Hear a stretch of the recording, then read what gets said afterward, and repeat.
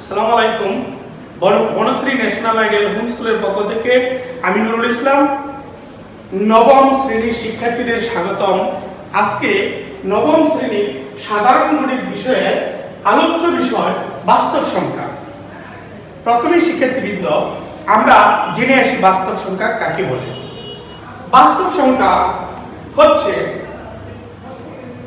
সকল মূলদ এবং অমূলদ সংখ্যা নিয়ে গঠিত সংখ্যাকে বাস্তব সংখ্যা বলা হয়। প্রশ্ন থাকতে পারে, মূলদ সংখ্যা কাকে বলে? মূলদ সংখ্যা হচ্ছে সেই সকল সংখ্যা যাদেরকে মূলদ সংখ্যার সংখ্যাটা আমরা এভাবে দিচ্ছি p, q পূর্ণ সংখ্যা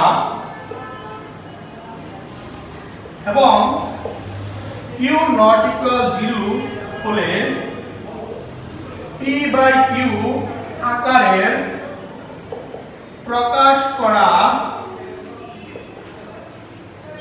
যায় এরূপ সংখ্যাগুলোকে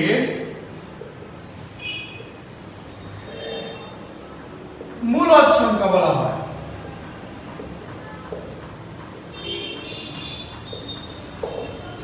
শিক্ষার্থীবৃন্দ, একটু বিষয়টা লক্ষ্য করি।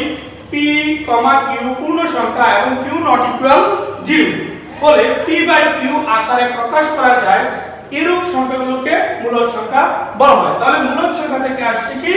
পূর্ণ সংখ্যা। আর যেটাকে ভগ্নাংশ p/q আকারে প্রকাশ করা যাবে সেটাকে বলা হয় ভগ্নাংশ। তারপর চলে যাচ্ছে অমূলদ সংখ্যা। অমূলদ সংখ্যা হচ্ছে pq পূর্ণ সংখ্যা এবং q not equal 0 হলে যে সকল সংখ্যাকে p/q আকারে প্রকাশ করা যায় না, যে সকল সংখ্যাকে p/q আকারে প্রকাশ করা যায় না, প্রকাশ করা যায় না, সে সকল সংখ্যাকে অমূলদ সংখ্যা বলা হয়। সে সকল সংখ্যাগুলোকে অমূলদ সংখ্যা বলা হয়। তারপরে আমরা চলে যাচ্ছি ভগ্নাংশ। পূর্ণ সংখ্যা আলোচনায় আমরা এখানে নেই, আমাদের এখানে আলোচনায় আছে ভগ্নাংশ থেকে আসছে দুটি বিভাগ, একটি সাধারণ ভগ্নাংশ, অন্যটি দশমিক ভগ্নাংশ। আবার দশমিক ভগ্নাংশের প্রকারভেদ আসছে সসীম দশমিক ভগ্নাংশ, সসীম দশমিক ভগ্নাংশ এবং আবৃত দশমিক ভগ্নাংশ। আবৃত দশমিক ভগ্নাংশ। আর এই আবৃত দশমিক ভগ্নাংশের উদ্দীপকে আমাদের আবৃত দশমিক ভগ্নাংশকে সদৃশ দশমিক ভগ্নাংশে প্রকাশ করা নিয়ম। ক নাম্বার প্রশ্নে সলিউশনে আমরা এখন দেখতেছি, বলেছে যে দুটি সংখ্যা দেওয়া আছে, দুটি আবৃত দশমিক ভগ্নাংশ, বলছে সদৃশ করার জন্য। তাহলে সদৃশ কি আর বৈসাদৃশ কি সেটা আমাকে একটু দেখতে হবে। ক নাম্বার প্রশ্নে আছে 1.345 আবৃত এবং 0.0278 অর্থাৎ 278 এই তিনটার উপরই আবৃত। প্রশ্ন থাকতে পারে আবৃত কাকে বলে? দশমিকের পরে একই অঙ্ক যদি বারবার আসে, সেই বারবার থেকে বিরত থাকার জন্য একটা অঙ্কের উপর 1.345 বারবার আসতে থাকবে, এই 5 বারবার আসতে থাকবে, সেই বারবার আসা থেকে বিরত করার জন্য এটার উপরে একটা দশমিক আকৃতির আবৃত দেওয়া হয়, এটাকে পৌনঃপুনিক বা আবৃত বলা হয়, 8টি দেওয়া হয়। এটাই হচ্ছে আমাদের আবৃত দশমিক ভগ্নাংশ। আর এটা বৈসাদৃশ্য হচ্ছে এখানে দশমিকের পরে দুটি অঙ্ক আছে অনাবৃত আর একটি অঙ্ক আছে আবৃত, আর এখানে দশমিকের পরে একটি অঙ্ক অনাবৃত এবং তিনটি অঙ্ক আবৃত, সেটা বৈসাদৃশ্য আছে। তাহলে আমাকে সদৃশ করতে হবে। এখন সদৃশ করার জন্য প্রথমে আমরা লিখব 1.345 এবং 0.0278 আবৃত দশমিক ভগ্নাংশ গুলোকে সদৃশ করার জন্য সদৃশ আবৃত দশমিক ভগ্নাংশে প্রকাশ করার জন্য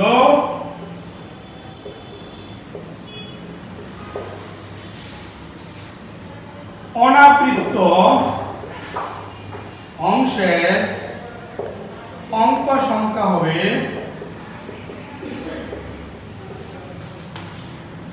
2,1 এর লসাগু সমান 2 অঙ্কের এবং আবৃত অংশের অঙ্ক সংখ্যা হবে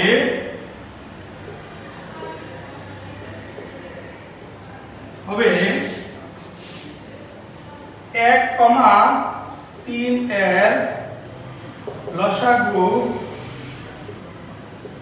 3 অঙ্কের। প্রশ্ন হতে পারে 2,1 এর লসাগু 2 কেন? 2 হচ্ছে প্রথম সংখ্যার ভিতরে দুইটি অঙ্ক অনাবৃত আর 1 হচ্ছে দ্বিতীয় সংখ্যার ভিতরে একটি অঙ্ক অনাবৃত, সেজন্য 2 এবং 1 এর লসাগু। আর 1,3 প্রথম সংখ্যায় আবৃত একটি, দ্বিতীয় সংখ্যায় আবৃত 3টি, সেজন্য 1 ও 3 এর লসাগু 3 অঙ্কের। তাহলে আমরা লিখে ফেলি এখন 1.3455, তাহলে 3টা আবৃত আর 0.0278 দেখো এখানে 3টে আবৃত, এটার উপর আবৃত নেই, তারপরে বুঝতে হবে এখানে আবৃত আছে, কারণ এখানে শুরু এবং শেষে আবৃত আছে। তাহলে আমাদের ক নাম্বার অঙ্ক সলিউশন হয়ে গেল। শিক্ষার্থীবৃন্দ চলে যাচ্ছি ক নাম্বার প্রশ্নের সলিউশনে।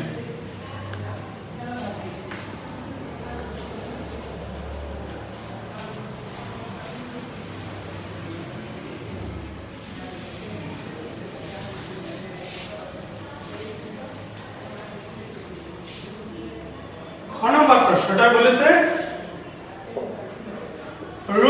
স্কয়ার রুট 11 ও স্কয়ার রুট 13 এর মধ্যে দুইটি মূলদ ও দুইটি অমূলদ সংখ্যা নির্ণয় করতে। তাহলে আমরা মনে করি এত এর মধ্যে দুটি মূলদ সংখ্যা a, b,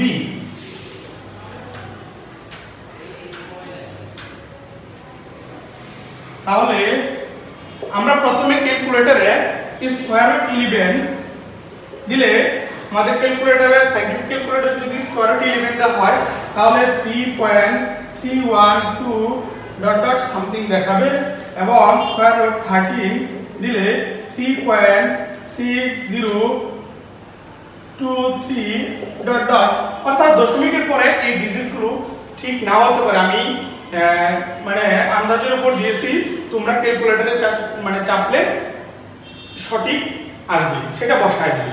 এখন বলেছে এত 3.312 এবং 3.60 এর মধ্যে অসংখ্য মূলদ সংখ্যা আছে এবং অসংখ্য অমূলদ সংখ্যা আছে।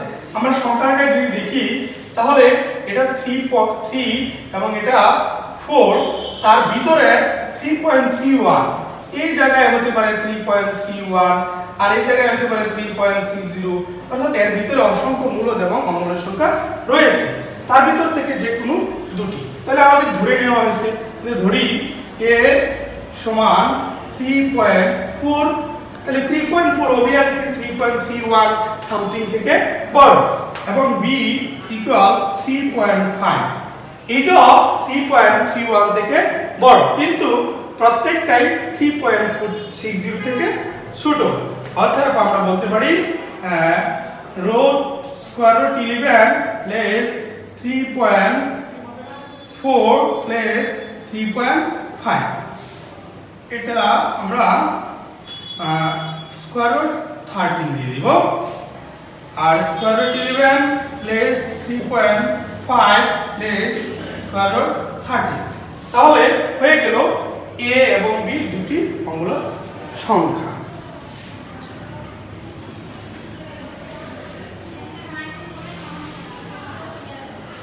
অতএব দিয়ে লিখতে পারি a ও b দুইটি দুইটি মূলদ সংখ্যা।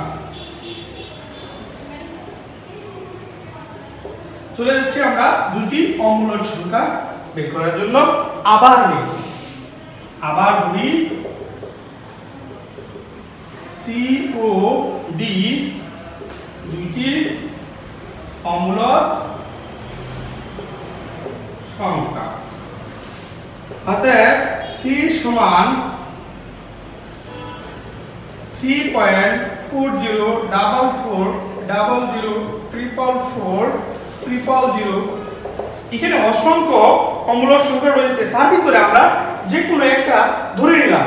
আর অমূলদ সংখ্যা থেকে আমরা জানি যে দশমিকের পরে অর্থাৎ অঙ্ক সংখ্যা আসতেই থাকবে, শেষ হবে না। সেটাও 3.40 স্কয়ার রুট 11 থেকে বড়।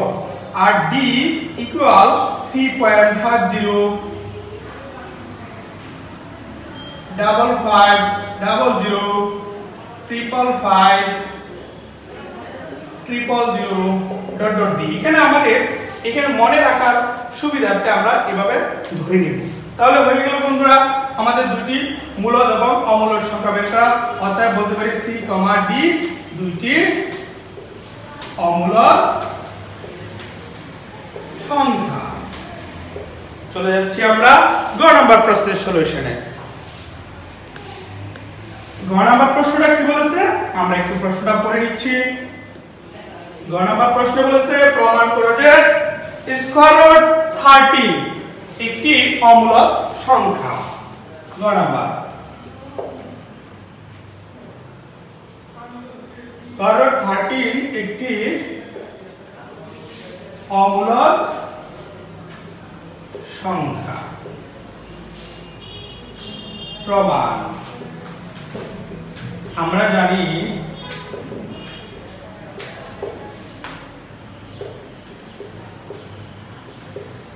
এখানে শিক্ষার্থীবৃন্দ একটা বিষয় মনে করিয়ে দিচ্ছি, এই স্কয়ার রুটের ভিতরে 13 না থেকে যে কোনো স্বাভাবিক সংখ্যা অর্থাৎ পূর্ণবর্গ নয় এরকম স্বাভাবিক সংখ্যা থাকলে সেটা অমূলদ হয়, এই বিষয়টা আমরা জানি। আর এখানে যা থাকবে, যে স্বাভাবিক সংখ্যাটা থাকবে পূর্ণবর্গ ব্যতীত, সেই স্বাভাবিক সংখ্যা পূর্ববর্তী একটি পূর্ণবর্গ সংখ্যা এবং পরবর্তী একটা পূর্ণবর্গ সংখ্যা নিয়ে আমরা একটা অসমতা দেখাচ্ছি, যে অসমতাটা আসলেই রিয়েলি ট্রু বা সত্যি। আমরা যদি বলি 9 থেকে 13 বড় কিন্তু 16 থেকে ছোট, তাহলে অসমতাটা সত্যি।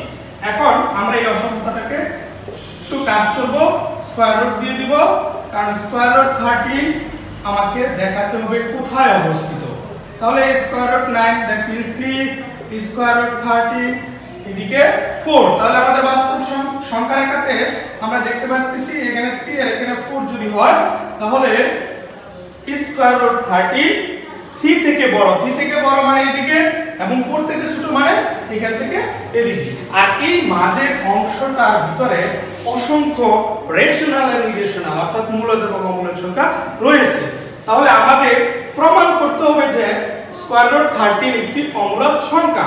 এখন কন্ট্রাডিক্টরি অর্থাৎ দ্বন্দ্বিক প্রমাণে যদি আমরা ধরে নেই যে সেটা মূলদ সংখ্যা এবং মূলদ সংখ্যা ধরে যদি দেখি যে না মূলদীয় কোনো বৈশিষ্ট্য নেই, তাহলে অবভিয়াসলি আমি বলতে পারবো সেটা কি অমূলদ সংখ্যা।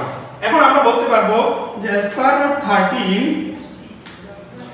3 অপেক্ষা বড় কিন্তু 4 অপেক্ষা ছোট। সুতরাং স্কয়ার রুট 13 পূর্ণ সংখ্যা নয়। আর যদি সে পূর্ণ সংখ্যা নাই হয় তাহলে মূলদ ছিল, আর মূলদের ভিতরে পূর্ণ সংখ্যা ছিল ভগ্নাংশ ছিল, পূর্ণ সংখ্যা ছিল ভগ্নাংশ ছিল। এখন যদি পূর্ণ না হয় তাহলে সে ব্যাক করে আসতেছে, ব্যাক করে সে চলে যাবে কোথায় মূলদ আর অমূলদে। আমরা ধরে নিব যে ধরি স্কয়ার রুট 13 একটি মূলদ সংখ্যা। অতএব স্কয়ার রুট 13 যদি মূলদ হয় তাহলে সেটাকে p/q আকারে লেখা যায়। আমরা প্রথমেই জেনেছি মূলদ সংখ্যার সংজ্ঞা থেকে, যেখানে পি কমা কিউ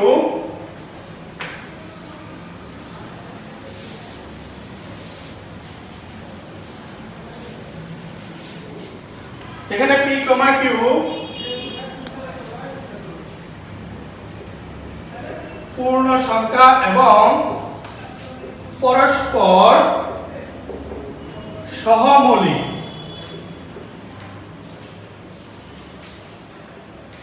এবং কিউ গ্রেটার 1। এখানে বলা হয়েছে যে পি আর কিউ পূর্ণ সংখ্যা এবং পরস্পর সহমৌলিক এবং কিউ গ্রেটার 1।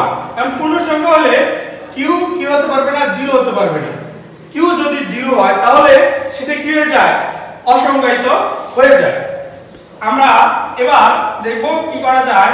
উভয় পক্ষে যদি বর্গ করি তাহলে 13 equal p square by q square.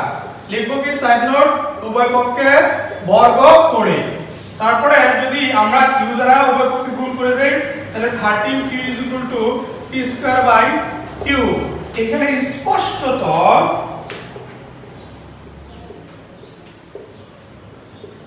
এখানে স্পষ্টত 13 কিউ একটি কি সংখ্যা, পূর্ণ সংখ্যা।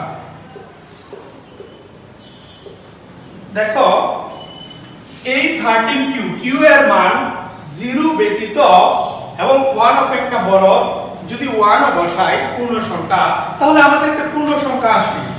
তাহলে 13 ইনটু 2 ইকুয়াল 26, বাট কিউর মান আমরা বসাইছি 2। এখানে যদি p ইজ ইকুয়াল টু আমরা 3 বসাই তাহলে আমাদের এই রাইট হ্যান্ড সাইডে কি আসতেছে, p square by q। That mean p square মানে 3 স্কয়ার বাই q মানে 2, তাহলে আসতেছে 9/2। তাহলে 9/2 কখনো এই 26 এর সমান হতে পারে না। সেজন্য 13 q কখনো p স্কয়ার বাই q এর সমান হতে পারে না। অতএব square root 13 p by q আকারের কোনো সংখ্যা হতে পারে না। সেজন্য আমরা বলতে পারি যে যেহেতু p বাই q আকারের কোনো সংখ্যা হতে পারে না, সেজন্য p বাই q আকারে যদি হইতো তাহলে আমরা বলতে পারতাম সে মূলদ, কিন্তু p বাই q আকারের হয় না, সেজন্য আমরা বলতে পারি স্কয়ার রুট 3 মূলদ নয়, অমূলদ, অবভিয়াসলি অমূলদ সংখ্যা। সুপ্রিয় শিক্ষার্থীবৃন্দ, আজকের মতো এখানেই শেষ। আবার দেখা হবে, বাসায় স্বাস্থ্যবিধি মেনে চলবে। ধন্যবাদ সবাইকে।